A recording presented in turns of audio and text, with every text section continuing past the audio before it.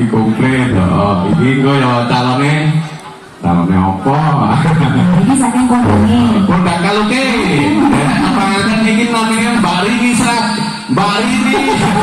Oh, kelihane sing kare terus lho. Ora kae kan jenenge iki pirang-pirang ora bapalke mosok kene wong siji ora ngapalke Mbak Rini sak jagat. Berarti senior ini pasaran. Pasaran kae Mbak Rindang, Mbak Minu, Mbak Yati saking Dengar Lor, Mbak Anti komplit iki. Ngerti iki. Mbak Yani apa? Iki Mbak Ari. Sing sok ninden iki. Sinden berarti ini ndolala apa? Sedro Putri Lestari.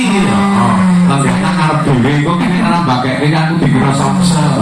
Somse ini sombong sekali. Heeh. Lagu apa Daging Prameswariku. Wis kok kira ngono. Ora apa-apa tak eling-eling kok nak kae sing klambi kuning kae yo ceding tak.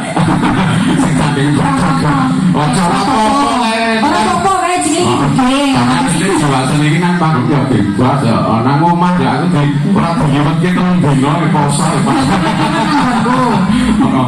Pripun iki ajeng apa? Kang Mas kali-kali ya men ketok mesra. Oke Kang Mas, apa niki? Kali janjine Oh, jadi kamu lintang asmoro ya, sing gampang. Sing angel tak cetek ta. Cetek suarane maneh jadi. Nek cetek sikile iso dipijet.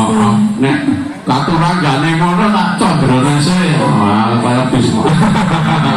Pokoke kaya iso nyami ya. Nek contone ngene iki wong sabar lho. Wong ayo